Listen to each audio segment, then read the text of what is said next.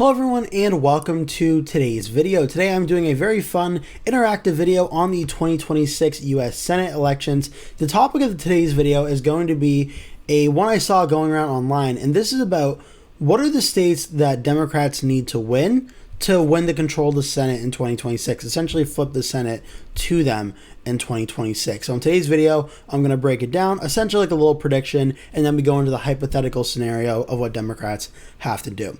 So first things first, heading into the 2026 Senate elections, there are currently 35 seats that are up this year. The typical 33 Senate seats in this election cycle, plus 2 special elections in Ohio and in Florida. Now, the Democrats start out with 34 seats. There's already a handful of seats that we know the Democrats are going to win by more than 15% of the vote, making them safe Democratic states.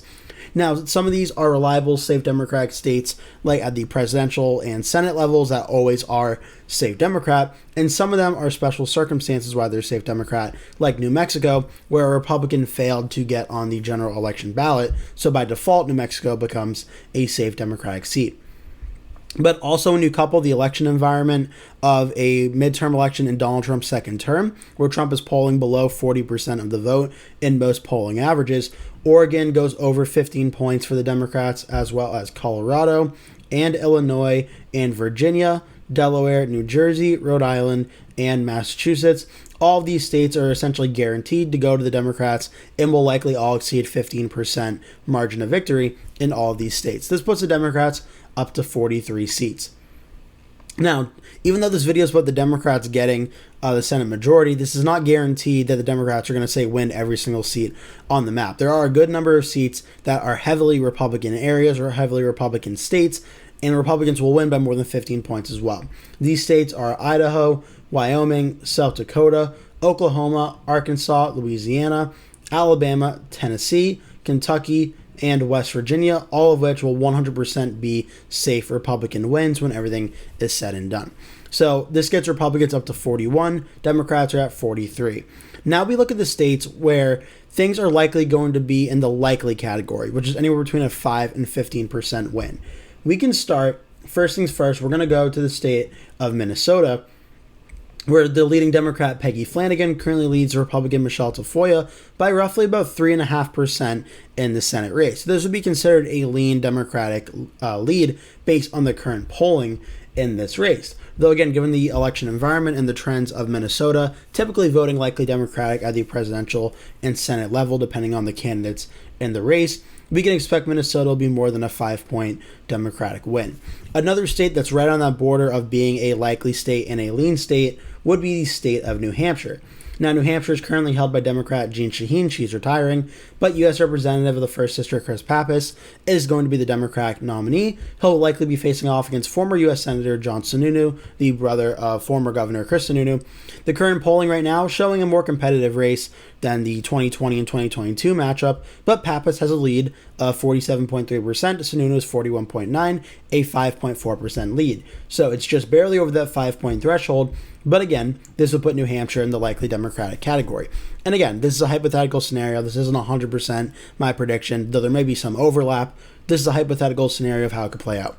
So Minnesota and New Hampshire, both currently held by the Democrats. Staying as likely Democrat will get them into that 45-seat threshold, getting near the opportunity of flipping here. Next, we're going to look at 2 states that are currently held by Democratic incumbents that are Republican targets that Democrats need to hold. First things first, we're going to start in the state of Georgia. As of the time recording this video, I'm recording it on Monday, so the primary for the runoff in Georgia is tomorrow, though Mike Collins seems very likely to end up winning it. Currently, the polling shows a 4.1% lead for Jon Ossoff over Mike Collins. Now, there's a lot of optimism on the Democratic side that Ossoff will win this race and will win it by more than 5 points, and it likely won't end up being too competitive. I've been a little bit more cautious on that. I do still think Georgia is a swing state. It's going to be very close, so I would keep it under 5 points. But I do think Jon Ossoff has a lead right now, and in this scenario, and Georgia will hold on and be a lean Democratic state. Next, we can go to the state of Michigan. Michigan, this is a state where it's currently held by Democratic U.S. Senator Gary Peters. The leading Democrat right now is Abdul El-Sayed in the Democratic primary. He's currently trailing Republican Mike Rogers, but when you look at the numbers here in the polling, it's 43 to 42.3%. There's a lot of undecided vote. And again, in a midterm election that's supposed to be more Democratic friendly, it'll be a very close race, but I think one we could put Michigan in the lean Democratic category as well. So with that, giving Democrats all the safe states plus Minnesota, New Hampshire, Michigan, and Georgia, this puts Democrats at 47 seats. Republicans are at 41. Now, there are still a good remainder of seats left to go, though a good number of these I would consider to be more likely Republican seats. Seats that, in a perfect election environment for the Democrats, these would maybe be possible flips, but really, ultimately, I don't think so. Montana with Seth Bodnar running against Kurt Alme. With the Democrat Alina Bankhead staying in the race, it looks like that one's really out of reach. For the Democrats, that one may even go as safe Republican. With Bankhead dropping out, Bodnar may be able to make this race competitive, but without her dropping out, Montana would be safe red. The state of Nebraska and Kansas. Nebraska, we're going to circle back on. Kansas, I would put as likely Republican for now. Mississippi, Cindy Hyde-Smith would make likely, as well as South Carolina with Lindsey Graham, and Florida with Ashley Moody. All those would go in likely Republican for my rankings.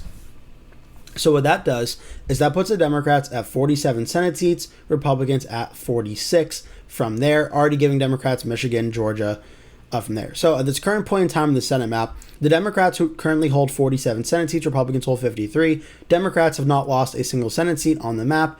Now they go on the attack against the Republicans. Where you're looking at the Senate map here, the states I'm going to outline in gold are the states that are toss-ups that could be potential flips. The usual targets are North Carolina, Maine, Ohio, Iowa, Nebraska, Texas, and Alaska. This is taking off Michigan, Georgia, New Hampshire, and Minnesota, which I've already given to the Democrats for the purpose of this video. So where do we go from here for the Democrats taking back the Senate? Well, first things first, we're going to go to the state of North Carolina. Of these toss-up states, North Carolina is arguably the most strong to potentially flip to the Democrats. It's an open race with Tom Tillis retiring.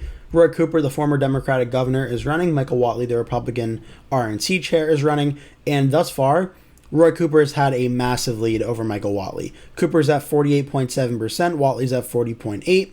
Now, my only bit of skepticism in this race is Cooper is the more known name, and Michael Whatley, unless he's like a Mark Robinson level of candidate, will probably get more than 41% of the vote in North Carolina. But things are going to tighten up in the general election, but still Roy Cooper is so close to 50%, Cooper is still likely to win. Now, in a Senate race in a Trump midterm, is North Carolina going to go blue by like 7 points or 8 points? I ultimately don't think so, kind of like Georgia. I think it'll be a little bit more competitive in a race that some Democrats may end up being a little bit shocked by how close it ends up being. But I do think North Carolina will still elect Roy Cooper, making it the first flip of the night for the Democrats. So North Carolina is the first state I think that would flip. The next state would be the state of Maine. Where Maine, this is Republican U.S. Senator Susan Collins. She's the only Republican senator serving in a state that Kamala Harris won in the 2024 presidential election, and she's facing off against Democrat Graham Plattner in the general. Plattner currently leads after having a decent lead of about 3 to 4 points in the polling average.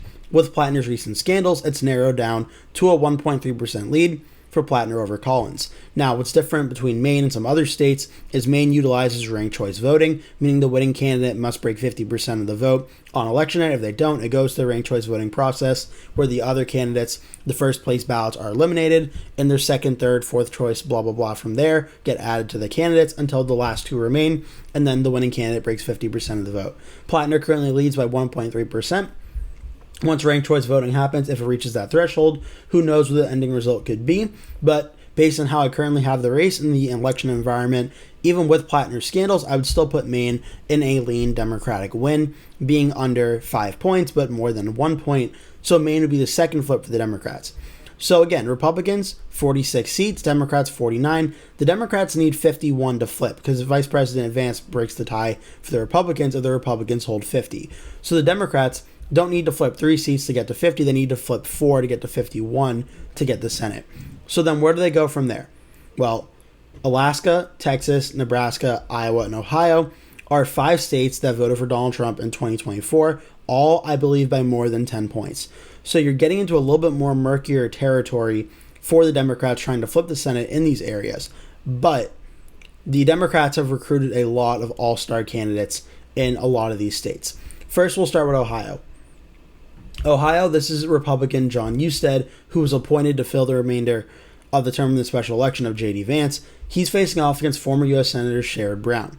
Now, Brown just lost his race in 2024 only by under 4% in 2024 against Bernie Moreno.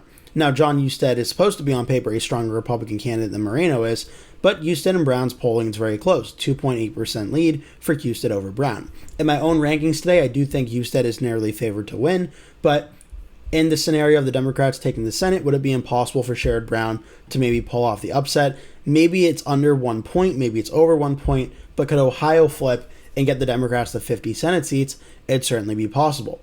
So let's say Ohio goes blue. Well, Democrats have 50. They essentially have ties with the Republicans and everything, but can they get to 51 and actually flip the Senate? Where would they do it? To me, you're looking at Alaska or Texas as the most likely two. I would possibly skew more towards Alaska than Texas, though it's not by a very large amount, because the polling right now is incredibly close. Dan Sullivan, the Republican incumbent, started out with roughly about an 8-point lead over Mary Peltola since I believe that was early July to August. It's progressively gotten very smaller to where we stand today. Peltola at 46.5, Dan Sullivan at 46.1. It's an absolute dead heat race. Alaska, like Maine, also utilizes ranked choice voting, and Alaska, being a state that voted for Donald Trump by 13 points, Peltola may win.